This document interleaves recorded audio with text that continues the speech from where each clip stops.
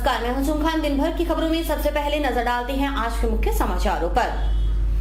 धौलीपाल में अंडरपास की मांग अनशन पर बैठे गांव के 3 लोग जमकर की नारेबाजी। दुबैया वाहन चालकों के लिए हेलमेट जरूरी, एनपीएस में गोष्ठी, शामिल हुए परिवहन विभाग के अधिकारी।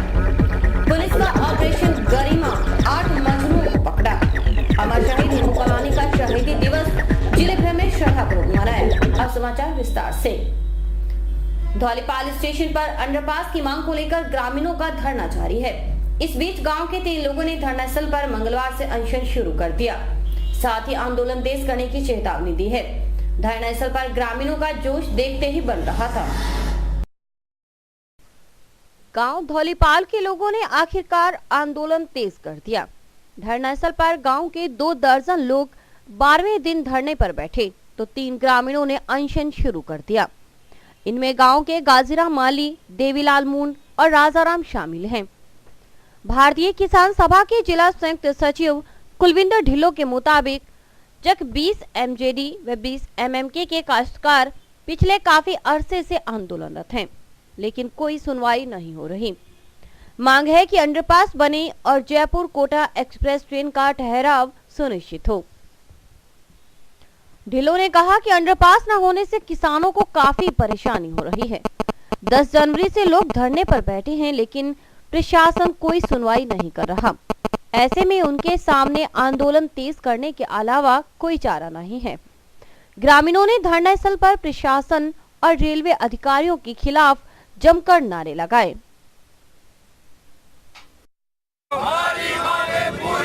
रेलवे अंडरपास बनाया जाए, रेलवे अंडरपास बनाया जाए, जयपुर कोटा ट्रेन रोकी जाए,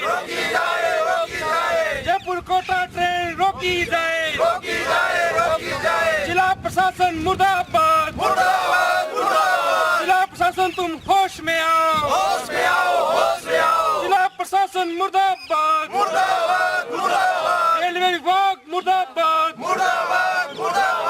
कुलविंदर ढिल्लों के मुताबिक 12 दिनों से धरना जारी है। इससे पूर्व रेलवे के अधिकारियों से बात की गई। उन्होंने मौके का निरीक्षण किया, लेकिन कोई सुनवाई नहीं हुई। सीआरएस और डीआरएम ने भी अंडरपास की जरूरत बताई और कहा कि राज्य सरकार को ऐसा करना चाहिए। बावजूद इसके सरकार सुनने के लिए तैयार नहीं। धौलीपाल से 20 एमजेडी, 22 एमजेडी, कालबासी और लालबाई को जो ये रोड जाती है, इस रोड पे हम अंडरपास की मांग को लेकर के और जो जयपुर कोटा ट्रेन है उसके स्टॉपेज की मांग को लेकर के 12 दिन से अनिश्चितकाल धरने पर थे और आज से आमरण अनशन पर बैठे हैं। इस दौरान सीआरएस और डीआरएम दौरे पे आए। मौके पे उन्होंने कहा कि यहाँ पे अंडरपास बनना चाहिए या इस पर रेलवे फाटक बना दो, ताकि जो क्षेत्र का किसान है वो बर्बाद होने से बच जाए। अगर अंडरपास नहीं बनेगा या फाटक नहीं बनेगा तो जो यहाँ क्षेत्र का किसान है वो पूर्ण रूप से बर्बाद हो जाए। ग्रामीणों का कहना था कि रेलवे फाटक नहीं होने से किसानों को एक से दूसरी तरफ जाने में परेशानी होती है। 100 साल से यह समस्या है, लेकिन गंभीरता की समझ किसी को नहीं। अपने अंडरपास नहीं बनेगा, फाटक नहीं बनेगा तो ब्रांड की लाइन डलने से ये जमीन से 3 फुट ऊपर चल के आई है, तो जो किसान है वो दूसरी तरफ जा नहीं पाएगा, ट्रैक्टर से नहीं जा पाएगा, अपनी गाड़ी लेके नहीं जा पाएगा, तो इससे उसकी वो बिजाई है वो नहीं हो पाएगी, वो जो क्षेत्र की जो जमीनें हैं बर्बाद हो जाएगी वो। तो इस संबंध में शासन से मिले हम, जो जनप्रतिनिधि है उनसे भी बात की, लेकिन वो तनिक भी गंभीर नहीं है। अगर गंभीर होते तो अब तक समस्या का समाधान होता। 100 सालों से ये समस्या जो की त्यों बनी हुई। कुलविंदर ढिल्लों ने चेतावनी दी कि अगर ग्रामीणों की मांग पर सुनवाई नहीं होती तो वे आंदोलन तेज करने के लिए मजबूर होंगे।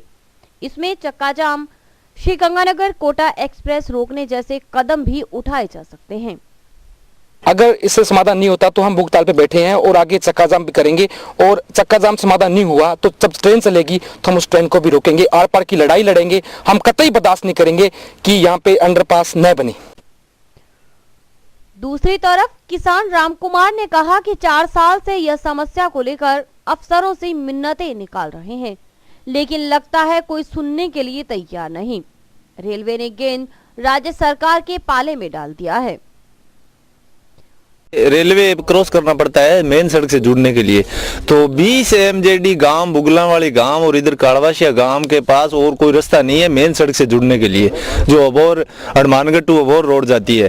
तो अगर ये हमारे को रेलवे या तो अंडरपास दे दे और या फिर हमारे को ये जो चक्रेल सिस्टम है, अभी ये पत्रिका में आया था, मेरे को पूरा कन्फर्म तो नहीं है, 2600 पॉइंट मंजूर किए ऊपर के। तो ये हमारी जो समस्या है कई सालों से चल रही है। आज के नहीं, हमने कम से कम 4 साल पहले अवगत करवाया था रेलवे को, तो रेलवे ने इनका पूरा प्रोसीजर बनाकर यहाँ रखा हुआ है रेलवे का, और राज्य सरकार को कह रखा है भी हमारी तरफ से छूट है, आप अंडरपास से बना सकते हो। तो हमारे को अगर अंडरपास दे दे, चाहे रेलवे पॉइंट दे दे, हमें टिपने के लिए इसके अलावा कोई और रास्ता है ही नहीं। तो अगर ये रास्ता नहीं मिलता है तो ये 2-3 गांव और इधर जो 20 MJD, 19 और बुगलावाड़ी, काड़वाशिया लेकर हमारे पास कोई मेन सड़क से जुड़ने का और साधन नहीं है आवागमन के लिए। तो ये मेन पर्पज है। हमने 10 दिन से मतलब ये अनशन कर रखा है, मतलब हड़ताल कर रखी है, और आज से अनशन पर बैठ रहे हैं। ग्रामीणों का कहना था कि रेलवे की बड़ी लाइन बनने से अब वाहनों को ले जाना खतरे से कम नहीं है। स्कूली वाहनों की आवाजाही भी प्रभावित होने लगी है। ऐसे में समस्या की विकराल स्थिति का अंदाजा लगाया जा सकता है। हमारे जो बच्चे हैं वो मेन गांव में धौलीपाड़ में बड़ा स्कूल है, वहाँ पहुँच सकते हैं। तो बड़ी दिक्कत आती है। छोटे स्कूल में भी ये एक मौके का स्कूल है, यहाँ रेलवे के पास ही ऊपर जो बना हुआ है प्राइमरी स्कूल, पहले राजीव पाठशाला थी। तो यहाँ भी बच्चे आने में बहुत दिक्कत हो रही है, क्यों पहले छोटी लाइन थी, अब बड़ी लाइन आ गई। तो अब हर टाइम है दुर्घटना की संभावना रहती है।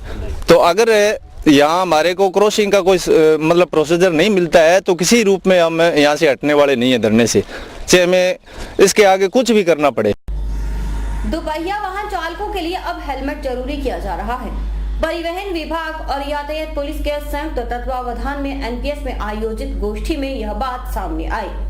आपको बता दें कि नवनियुक्त SP शरद काविराज पहले ही यह बात कह चुके हैं। ऐसे में उम्मीद की जा रही है पुलिस शीघ्र ही बगैर हेलमेट पहने वाहन चालकों के साथ सख्ती से निपटेगी। सड़क सुरक्षा सप्ताह के तहत नेशनल पब्लिक स्कूल कैंपस में गोष्ठी हुई।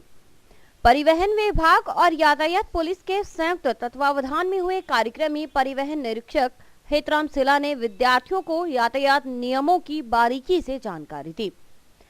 सिला ने पहले तो सड़क सुरक्षा सप्ताह का मकसद बताया। उन्होंने कहा कि सड़कों का अपना अलग कानून होता है, जिसकी जरा सी लापरवाही जानलेवा बन जाती है। सड़क सुरक्षा सप्ताह मनाने का मुख्य उद्देश्य है आवागमन बाधा रहित हो, दुर्घटनाओं पर अंकुश लगाया जा सके। इन सब चीजों को ये अपने को सबसे पहले जरूरी है, जब कभी भी अपन वाहन चलाए तो यातायात चिन्ह और यातायात नियमों की हमें जानकारी होनी चाहिए। यातायात चिन्ह 3 तरह के होते हैं, आदेशात्मक, चेतावनी चिन्ह और सूचनात्मक। आदेशात्मक चिन्ह जैसे गोलाकार चिन्ह होता है, उसके अंदर अगर कॉर्नर रेड हो, इसका मतलब है कि ये ना करें। अगर वो नीला है, इसका मतलब है ये चीज करें। चेतावनी वाले चिन्ह त्रिभुजाकार आकृति में होते हैं, जो आपको ये बताते हैं कि आगे मोड़ आने वाली है या आगे संगति पुलिया है, इस तरह। और सूचनात्मक, जैसे आपको सूचना दी जाती है कि आगे स्कूल है या हॉस्पिटल है, तो आप लोगों को सबसे पहले मैं आपको, जब आप कभी भी ड्राइविंग कर रहे हो तो उससे पहले जैसे आप घर से निकलते हो तो 1 नंबर पे आपको अपने व्हीकल के डॉक्यूमेंट साथ में होने चाहिए। परिवहन निरीक्षक ने कहा कि निजी वाहनों की अपनी पहचान है। यातायात नियमों के तहत सब कुछ तय है। हाँ, उसकी अनुपालना जरूरी है, वरना कोई भी मुसीबत आ सकती है। निजी वाहन की पहचान क्या है? प्लेट अगर सफेद हो और नंबर ब्लैक लिखे हो तो निजी वाहन होते हैं। निजी वाहन में आपको सबसे पहले सर्टिफिकेट ऑफ रजिस्ट्रेशन यानी आरसी 1 नंबर पे, 2 नंबर वाहन का बीमा, 3 नंबर चालक का driving licence, 4 number PUCC pollution under control certificate, प्रदूषण नियंत्रण प्रमाण पत्र। ये होते हैं निजी वाहन के लिए जो आपको सबसे पहले लेके चलना चाहिए। अगर ये नहीं हो तो कई बार दुर्घटना होने के चांसेस ज्यादा होते हैं। कैसे? जैसे यातायात पुलिस खड़ी है या ट्रांसपोर्ट डिपार्टमेंट का कोई अधिकारी कर्मचारी खड़ा है, चेक कर रहे हैं, आप झिझक के कहीं न कहीं शॉर्टकट रास्ते से भागोगे तो वो भी सही नहीं है। तो सबसे पहले आप लोगों को ये चीजें होनी। हेलमेट की उपयोगिता पर चर्चा करते हुए परिवहन निरीक्षक हेतराम सिला ने कहा कि दुपहिया वाहन चालकों के लिए यह आवश्यक है, इससे जान को जोखिम से मुक्त किया जाना संभव है। उसी तरह उन्होंने कार व टैक्सी चालकों के लिए सीट बेल्ट अनिवार्य बताया। हेलमेट दुपहिया वाहन के लिए बहुत जरूरी है। और कार और जीप अगर चला रहे हो तो सीट बेल्ट उतना ही जरूरी है। तो मैं पहले हेलमेट के बारे में थोड़ा सा बता देता हूँ कि हेलमेट इतना जरूरी क्यों है। क्योंकि ज्यादातर आप लोग मोटरसाइकिल या स्कूटी इस तरह की चीजें चलाते हो, इवन साइकिल में भी लोग हेलमेट लगा के चलते हैं, वो भी जरूरी है। अपने तो ये इतना सख्त कानून नहीं है, लेकिन विदेशों में है ऐसा। वो कोई टीचर गए हुए थे पूरे पब्लिक स्कूल के, ये था प्रोग्राम, वो बताने लगे कनाडा में दुपहिया वाहन बंद हो गया, अलग हो गया। ये एक्सीडेंट के मुख्य कारण है। ज्यादा वाहन पूरे अगर विश्व में देखा जाए तो 13 लाख लोग प्रति वर्ष एक्सीडेंट में खत्म। परिवहन निरीक्षक के मुताबिक हर वर्ष देश में लाखों सड़क हादसे होते हैं और उनमें लाखों लोगों की जान चली जाती है, वहीं लाखों लोग घायल भी हो जाते हैं। इससे पूरा परिवार अवसाद में चला जाता है। इस प्रवृत्ति पर रोक लगाने की जरूरत है और यह काम कोई दूसरा नहीं बल्कि खुद वाहन चालक को ही करना होगा। रिपोर्ट में पाया गया कि 1,42,000 सड़क दुर्घटना में मौत का शिकार होते हैं और 5 लाख लोग दुर्घटनाग्रस्त हो जाते हैं। दुर्घटनाग्रस्त होने से एक परिवार को मानसिक आघात पहुंचता है। अगर कोई अपाहिज हो जाता है, उसकी जिंदगी लगभग नर्वस हो जाती है।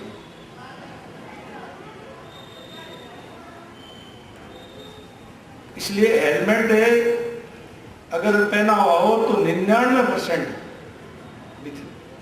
सड़क सुरक्षा के संबंध में जो जानकारी देते हैं वो ये बताते हैं कि 99% अगर हेलमेट पहना हो तो आदमी के बचने के पूरे चांस हैं। पुलिस ने दूसरे दिन भी ऑपरेशन गरिमा अभियान जारी रखा। इस दौरान विभिन्न शिक्षण संस्थानों के इर्द गिर्द घूमते 8 लड़कों को पकड़ा गया, जिसे चेतावनी देकर बाद में छोड़ दिया गया। एसपी शरद कविराज के निर्देश पर पुलिस ने सोमवार को ऑपरेशन गरिमा अभियान का आगाज किया। पहले दिन ही टाउन के विभिन्न स्कूलों के आगे पीछे घूमते संदिग्ध लड़कों को पकड़ा गया। दूसरे दिन मंगलवार को जंक्शन पुलिस ने एएसआई शंभू दयाल के नेतृत्व में नेशनल पब्लिक स्कूल, तिलक सर्किल, दून स्कूल कॉलेज और सरस्वती कन्या स्कूल व कॉलेज के आसपास बगैर किसी कारण खड़े लड़कों को पकड़ा। पूछताछ के बाद चेतावनी देकर उन्हें छोड़ दिया गया। पुलिस के मुताबिक इस अभियान को नियमित रखा जा रहा है। पुलिस अधीक्षक महोदय हनुमानगढ़ के निर्देशानुसार ऑपरेशन गरिमा लगभग 2-3 दिन से ऑपरेशन गरिमा हमने शुरू कर रखा है, जिसके दौरान स्कूल, कॉलेजों, बस स्टैंड व सार्वजनिक स्थानों पर किसी महिला या किसी भी लड़की के साथ छेड़खानी नहीं हो। इस वजह से हमने कल और परसों से लेके सिविल में एक अधिकारी, लेडी कांस्टेबल और कांस्टेबलों की टीम रवाना करते हैं डेली। आज स्कूलों के पास में हमने लगभग 6-7 लड़कों को पकड़ा है और उनके पास मोटरसाइकिल वगैरह थी तो उनको भी हमने सीज किया है, उनको भी थाने लाए हैं, उनके परिजनों को लाके समझाइश की गई है। समाचार अभी और भी देखते रहिए दिन भर की खबरें।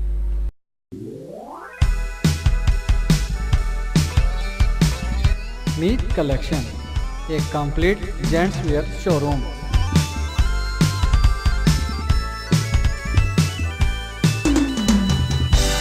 जहां पर आपको जेंट्स वेयर में रेडीमेड गारमेंट्स, इंपोर्टेड शूज, चप्पल आदि की भरपूर वैरायटी मिलेगी।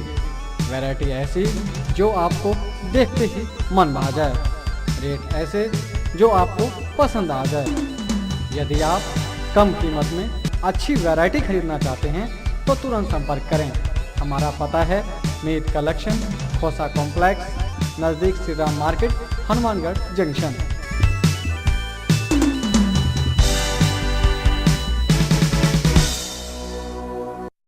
अमर शहीद हेमू कालानी का शहीदी दिवस आज जिले भर में श्रद्धापूर्वक मनाया गया। हेमू कालानी भारत के क्रांतिकारी एवं स्वतंत्रता संग्राम सेनानी थे। अंग्रेजी शासन ने 21 जनवरी 1943 को उन्हें फांसी पर लटका दिया था। अमर शहीद हेमू कालानी, जिन्होंने भारत की आजादी के लिए संघर्ष करते हुए अपने प्राणों की बलि दी। हेमू कालानी द्वारा 72 साल पहले देश की आजादी के लिए दिए गए बलिदान को लोग आज भी नहीं भूले हैं। 21 जनवरी को अमर शहीद हेमू कालानी का शहीदी दिवस आज जिले भर में श्रद्धापूर्वक मनाया गया। नागरिकों ने उनकी चित्र के समक्ष पुष्प अर्पित कर उन्हें श्रद्धांजलि दी। इस अवसर पर वक्ताओं ने कहा कि जिस प्रकार हेमू कालानी ने अपना रक्त देकर हमें अंग्रेजों के कुशासन से मुक्ति दिलाई थी, वो आज भी इतिहास के सुनहरे पन्नों में अंकित है। उन्होंने कहा कि हम ऐसे ही सपूतों की बदौलत आजादी का जीवन व्यतीत कर रहे हैं। कार्यक्रम में उपस्थित लोगों ने निर्णय लिया कि नगर परिषद से वार्ता कर शहर में हेमू कालानी मार्ग व पार्क के लिए जगह आवंटन की मांग की जाएगी। हेमू कालानी का 72वां शहीदी दिवस मनाया गया। समाज के लोगों ने मिलकर इस पे शहीद हेमू कालानी के तस्वीर पे पुष्पांजलि अर्पित की और ये संकल्प लिया गया कि आने वाले समय में शहीद हेमू कालानी के लिए हम शहीदी मार्ग के लिए नगर परिषद से निवेदन करेंगे, उनके लिए कोई पार्क आवंटित कराएंगे ताकि हमारे जो समाज में शहीद हुए हैं उनकी उपेक्षा नहीं हो और वो समाज में जो उन्होंने योगदान दिया है, अंग्रेजों के समय उन्होंने जो इस कार्यक्रम को अंजाम दिया जिसकी वजह से फांसी चढ़े, वो यादगार दिवस है। यही हमारी एक कामना है और हमारा पूरा भारतवर्ष जहां जहां सिंधी समाज के चाहे 10 व्यक्ति भी है इस कार्यक्रम पे जरूर हाजिर होते हैं। दिल्ली में चल रहे राजनीतिक घटनाक्रम पर हनुमानगढ़ के प्रबुद्ध लोगों की पूरी नजर है। कोर्ट कैंपस में दिन भर इस मसले पर चर्चा होती रही। खास बात है कि स्काई चैनल ने जब वकीलों से बातचीत की तो अधिकांश ने केजरीवाल की मांग को वाजिब बताया, लेकिन आंदोलन के तरीके पर सवाल भी उठाए। उनका कहना था कि केजरीवाल को यह नहीं भूलना चाहिए कि अब वे मुख्यमंत्री हैं, आम नागरिक नहीं। उनकी जो डिमांड है, जो मांग है, वो काफ़ी हद तक उचित है क्योंकि दिल्ली जो राज्य है और उसकी जो पुलिस प्रशासन है वो सारा केंद्र सरकार के अधीन है और गवर्नमेंट के अंडर में पुलिस नहीं है। और उस पुलिस की डिमांड को लेते हुए कि पुलिस कम से कम राज्य सरकार के अधीन रहे ताकि कल को अपराधों पर अंकुश लगाई जा सके, इसके लिए जो केजरीवाल साहब ने कदम उठाया है, कदम सराहनीय है, लेकिन जो तरीका इस्तेमाल किया है वो कुछ हद तक ऐसा लग रहा है जैसे ये मतलब शोभनीय नहीं है। जहाँ तक धरने का प्रदर्शन है, एक सीएम आज धरने पर बैठा है, केंद्र सरकार के खिलाफ बैठे हैं, तो उनको वो मांग क्रॉसपॉन्डेंस से भी पूरी की जा सकती थी। उसके लिए कोई अलग सी प्रोविजन, अलग तरीका इस्तेमाल करके वो कार्रवाई की जा सकती थी। और जनता के हिसाब से उनका इस धरने पर बैठना बिल्कुल उचित नहीं है, जो गलत है। उनकी ये मांग सही है लेकिन धरने पर बैठना गलत है। हर पुलिस डिपार्टमेंट जिस स्टेट का है उस स्टेट के अधीन होना चाहिए सेंट्रल गवर्नमेंट। ये सेंट्रल गवर्नमेंट पूरी इंडिया को चला रही है, न कि वो दिल्ली को चला रही है। धरने वाली बात तो बिल्कुल उचित नहीं है, लेकिन जो उनकी मांग है वो वाजिब है। भी जो दिल्ली पुलिस है वो दिल्ली के अंडर में होनी चाहिए, न कि केंद्र के अंडर में। लेकिन जो एक सीएम लेवल का आदमी इस बात को लेकर धरने पे बैठता है तो ये बात बिल्कुल ही उचित नहीं है। केजरीवाल जी के बिल्कुल पक्ष में हूँ, ये कर रहे हैं, बहुत ही उचित कर रहे हैं और ये बगैर दबाव के जो केंद्र की सरकार है ये कोई कार्रवाई करने वाली नहीं है, इसलिए ये दो धरना दे रहे हैं। जो प्रदर्शन हम इसके साथ हैं। केजरीवाल जी अब सीएम बन चुके हैं, वो एक आम आदमी नहीं रहे हैं, और उनको धरने पे बैठने से पहले पब्लिक की जो असुविधाएं पब्लिक को हो रही है उनका भी ध्यान रखना चाहिए था। अब वो सीएम होने के नाते उनको कार्रवाई करनी चाहिए, और जो धरने पे उनका बैठने का जो उन्होंने डिसीजन लिया है मेरे अनुसार वो गलत है। उसमें अगर सेंटर के अंडर में दिल्ली पुलिस काम कर रही है तो बहुत अच्छा काम कर रही है। दिल्ली पुलिस का आज पूरे देश में नाम है, और ये जो मांग है ये एक दिन में पूरी होने वाली मांग नहीं है कि इसके लिए आप धरने पे बैठे और 2 दिन में वो मांग पूरी होगी। दिल्ली पुलिस का जो पिछले दिनों जो भी वहाँ एपिसोड हुए हैं उन्होंने बहुत अच्छा कार्य रहा है, तो इसलिए सेंटर के अंडर में बहुत बढ़िया वर्किंग हो रही है। कोई ज़रूरी नहीं है कि भी उनको स्टेट के अंडर में दिया जाए। बहुत ही उचित है, दूसरा कोई विकल्प नहीं है। सामने वेश्यावृत्ति हो रही थी, ड्रगिस्ट वहाँ बैठे थे, विदेशों से कारोबार हो रही है। दिल्ली के हर गली गली में देखो बहुत सारे आकर फिरकन बैठ के उन लोगों को फ्रिज, कई जगह पुलिस चौकी पर फ्रिज से निकाला गया, उसके मास्क लोथरे मिलते हैं, और इन लोगों का दिल्ली सरकार, इसके केंद्रीय मंत्री और इन लोगों को बिना सह के, और पुलिस भी मजबूर लगता है इन लोगों कार्यवाही से। जैसे सिटिंग ऑपरेशन दिखाया गया टीवीओ पर, उससे लगता है कि इसके ऊपर तक इन लोगों का पकड़ है। केजरीवाल बिल्कुल सही धरने पर बैठा है, उसकी मांग भी उचित है। क्यों, जब तक कि पुलिस इसके अंडर में नहीं रहेगी सीएम के, तो वो कैसे कार्रवाई कर सकेगा, प्रशासनिक प्रक्रिया कैसे लागू होगी, ये तो बहुत जरूरी है। और इनकी मांग भी बिल्कुल जायज है, ये होना ही चाहिए। यही बात जब कांग्रेस की गवर्नमेंट थी दिल्ली के अंदर, शीला दीक्षित मुख्यमंत्री थी, उन्होंने भी यही बात कही थी कि मैं मजबूर हूँ, मुझे क्या है कि पुलिस क्या है कि ये क्या है कि दिल्ली के विधानसभा के अंडर में आनी चाहिए। तब भी क्या है कि इस पर कोई गौर नहीं हुआ था। और अभी वक्त है हेडलाइंस का।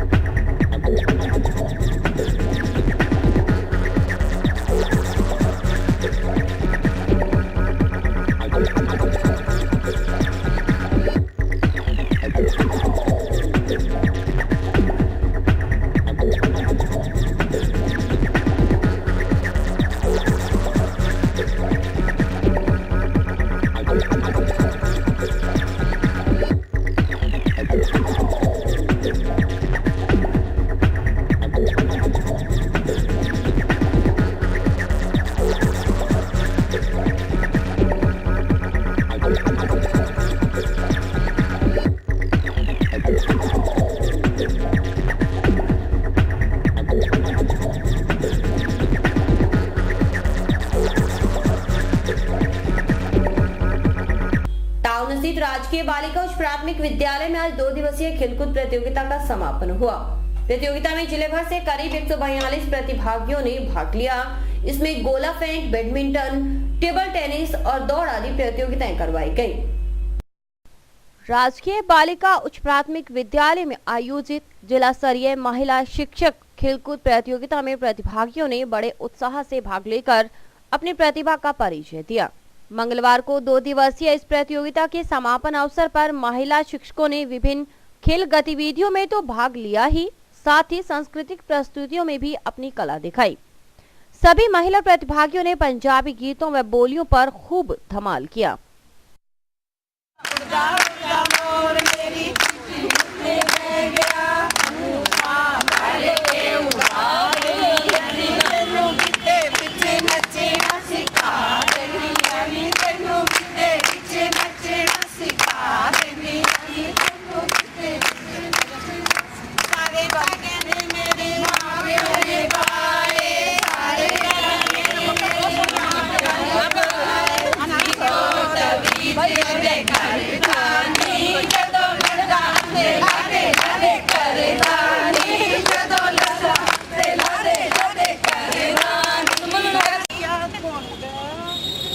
किदे विच कम की गोरीए कुंडा किदे विच कम की गोरीए बैठे तेरे हानी नी या कुंड कड्डी बहुत सोहनी या कुंड कड्डी बहुत सोहनी या कुंड कड्डी खानी नी ना मैनू लगे ਸ਼ਕੀਨਣ ਨੀ ਤੂੰ ਤਾਂ ਮੈਨੂੰ ਲਗੇ ਸ਼ਕੀਨਣ ਕੁੰਡ ਚੋਂ ਅੱਖ ਪਛਾਣੀ ਕੇ ਨੱਲਣੀ ਬਣ ਜਾ ਕਿਸੇ ਦੀ ਰਾਣੀ ਅੱਗੇ ਨੱਲਣੀ ਬਣ ਜਾ ਕਿਸੇ ਦੀ ਰਾਣੀ ਅੱਗੇ ਨੱਲਣੀ। 2 दिवसीय महिला शिक्षक खेलकूद प्रतियोगिता का आयोजन किया गया था, जिसका क्या समापन किया गया है। इसके अंतर्गत विभिन्न विद्यालयों से आई महिलाओं ने जिला स्तर पर भाग लिया और उसमें दौड़, 200 मीटर दौड़, 400 मीटर दौड़, relay race, table tennis, badminton आदि खेलों में भाग लिया और फर्स्ट सेकंड भी रही हैं।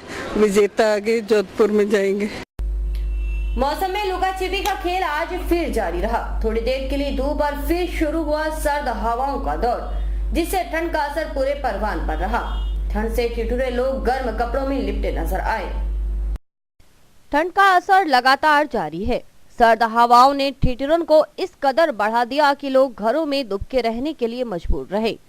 ठंड से बचने के लिए लोगों ने गर्म कपड़ों और अलाव का सहारा लिया। वहीं कोहरा छाए रहने से भी वाहन चालकों को काफी परेशानी हो रही है। और इसी के साथ समाचार समाप्त हुए। रोजाना देखते रहिए समाचार। नमस्कार।